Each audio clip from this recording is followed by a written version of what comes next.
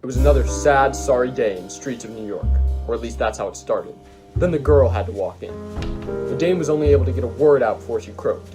A hail of bullets, out of nowhere, splashed across my office. 2 through my best bottle of whiskey, and 1 straight through the heart of the girl.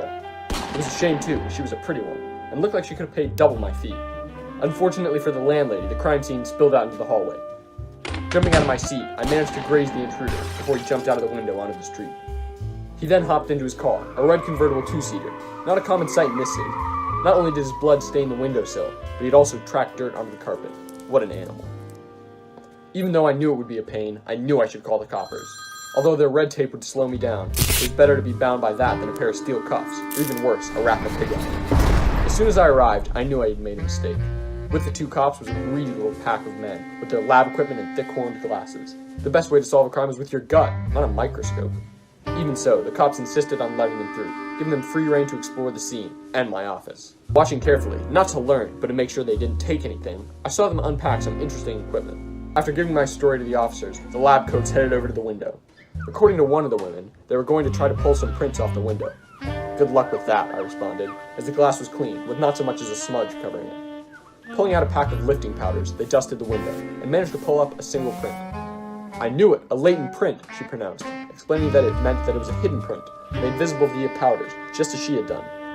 It also appears to be a radial arch, meaning that it opens towards the thumb. Whatever, I replied. Next, they focused on the blood stain. Gunshot spatter, I heard one of the lab coats mutter. You can tell thanks to the mist-like spatter pattern and large area covered. Or because I told you that I shot him, I retorted. The investigator gave me a look and resumed his musings. Aha, a void pattern. Was there some object here that is now missing? Actually, yeah, I left my lighter right there, and now it's gone. How'd you know? A void pattern is a hole in a blood pattern, indicating that an object was present when the injury was made, but has since been moved. The perp must have taken the lighter with him. Also, based on the directionality of the splatter, we can tell that he must have been moving towards the stairs, until you scared him off, that is. The line coming out the blood spatter points that way. The window wasn't his planned exit point, said the investigator. Wow, that's actually stupid, I replied. We then moved over to the footprint stained into the carpet. Kneeling down, one of the men pulled out a camera, snapping pictures of the print trail. Another pulled out a ruler and began to prance around the print, measuring various lengths and widths. A third sidled up next to me and began explaining what they were doing, as if I cared. They're trying to understand the individual characteristics at play here. Shoe size, wear pattern, brand, trace evidence, anything that can help identify the murderer. They'll also take soil samples to try to retrace the steps of the killer. Just make sure you clean up after yourselves, he said. We then headed outside to look for any residual evidence.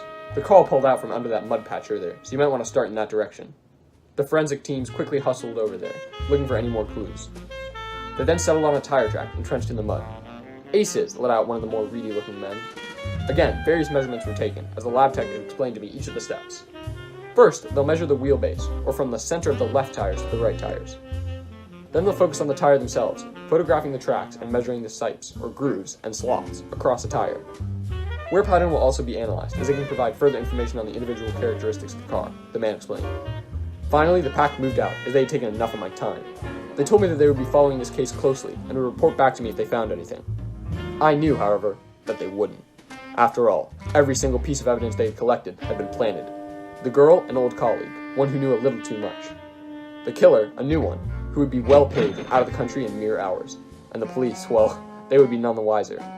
Yes, understanding the forensics behind the case was a great tool for the police. However, it was an even better tool for the criminal.